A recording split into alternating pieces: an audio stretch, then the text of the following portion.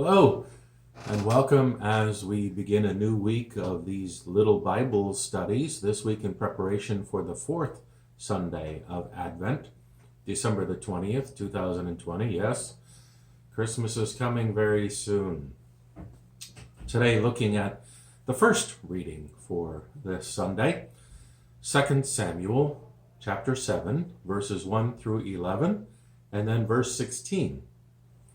First, let me read for you the introduction to the reading, then the reading itself, and then share with you some of the reflections that I've gathered this week. Instead of David building a house or temple for God, God promises to establish David's house or dynasty forever. Centuries later, after the Babylonian exile, no king sat on the throne. Even then, however, the people of Israel remembered this promise and continued to hope for a king, the Messiah, God's anointed. Now when the king was settled in his house, and the Lord had given him rest from all his enemies around him, the king said to the prophet Nathan, "See, now, I am living in the house of cedar, but the ark of God stays in a tent." Nathan said to the king, "Go, do all that you have in mind, for the Lord is with you." But that same night, the word of the Lord came to Nathan. "Go and tell my servant David, thus says the Lord, are you the one to build me a house to live in? I have not lived in a house since the day I brought up the people of Israel from Egypt to this day, but I have been moving about in a tent and a tabernacle. Whenever I have moved about among all the people of Israel, did I ever speak a word with any of the tribal leaders of Israel, whom I commanded to shepherd my people Israel, saying, 'Why have you not built me a house of cedar?' Now therefore, thus you shall say to my servant David, 'Thus says the Lord of hosts, I took you from the pasture, from following the sheep, to be prince over my people Israel. And I have been with you wherever you went, and have cut off all your enemies from before you. And I will make for you a great name, like the name of the great ones of the earth. And I will appoint a place for my people Israel, and will plant them, so that they may live in their own place, and be disturbed no more, and evildoers shall afflict them no more, as formerly, from the time that I appointed judges over my people Israel. And I will give you rest from all your enemies. Moreover, the Lord declares to you that the Lord will make you a house. Your house and your kingdom shall be made sure forever before me. Your throne shall be established forever." There is within this reading a play on words, which I can appreciate as someone who likes to put puns on his Facebook page. And without trying to offend anyone, I might suggest that God is the one making a pun here, although it's not a groaner like mine. God uses a play on words with the idea of a house. King David wants to build a physical house for God, that which comes to be known as the temple, while God turns it around to declare that God will build a house out of David's descendants. One, the house of David, the dynasty of David, his descendants, will have as its foundation Yahweh's promises and fidelity. And two, the house or the temple of Yahweh would eventually be built by David's son, Solomon, ostensibly because the warrior king, David, has too much blood on his hands. The permanence of the temple in Jerusalem will come to represent the place where people can seek out God, much like the people in this 21st century USA who associate the idea of church with a building, and that is the place to go where God is. God shares his opinion of David erecting a building where God should live by pointing out that he has never, ever asked the leaders of Israel to build him a house.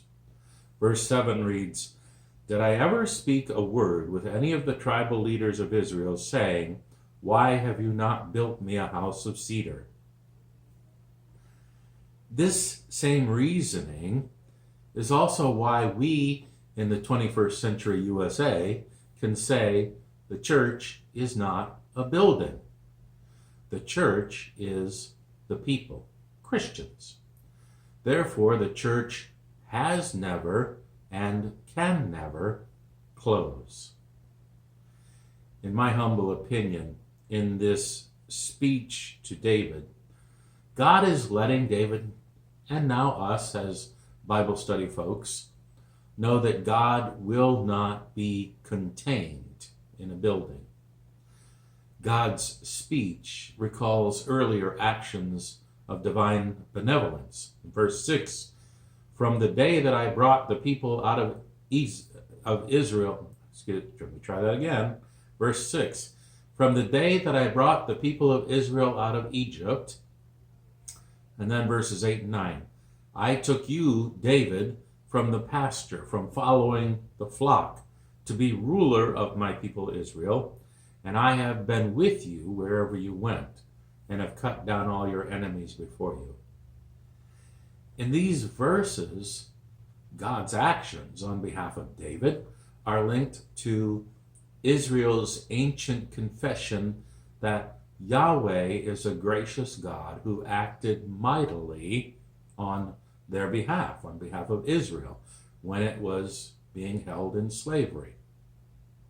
So David's story parallels Israel's story. Like Israel, David was lifted from smallness, the youngest of the family who was tasked with watching the sheep, into greatness, king over all of Israel. Not because of anything David did, not because of anything Israel did, rather because of what God did for them. Basically, my own interpretation or paraphrase of this is that God is telling David and Israel not to get too full of himself. Maybe that is the message we need to hear sometimes too. Don't get too full of yourself. God is still the one in charge. God's gifts to David will include everlasting dynasty, children to perpetuate his name, unconditional favor, and an unbreakable throne. These are profound and generous promises given to the house of David and to the Israelites over whom David rules. They are utterly unconditional, containing only a warning that when one of David's descendants does wrong, Yahweh will discipline him at the hand of human agents. The Davidic covenant leaves room for judgment, although that judgment is relative to the scope of Yahweh's promises. Israel's individual descendants of David may come under threat, yet the dynasty itself, so the promise claims, will never end. There will be good kings, there will be bad kings. And it is precisely this push and pull, ebb and flow between promise and judgment that marks much of the rest of Israel's royal history. You can read all about that in the books of Samuel and the books of the Kings. Yahweh's unconditional promises toward David functioned as a buffer of sorts against Yahweh's judgment, all the way up until the destruction of Jerusalem and the temple in 586 BC.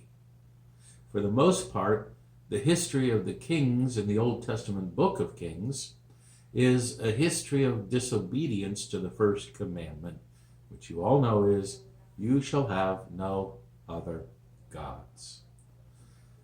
Despite the apostasy of Israel and some of the kings, the promise of a perpetual line of King David remains true.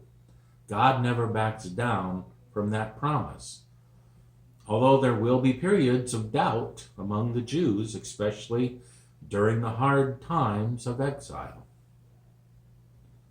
Yahweh's judgment against David's dynasty is neither total nor final, because Yahweh is faithful to David, whose house Yahweh has promised to maintain.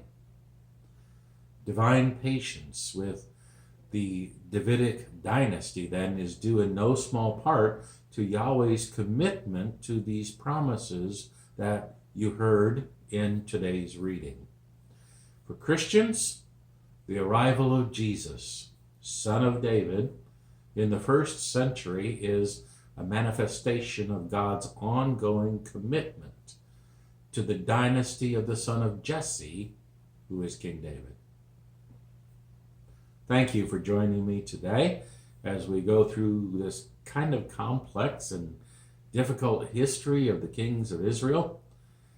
I appreciate your patience with me and hope this has helped a little bit as we continue to do these little Bible studies in preparation for the fourth Sunday of Advent, December 20th, 2020. Have a great day. Take care. God bless.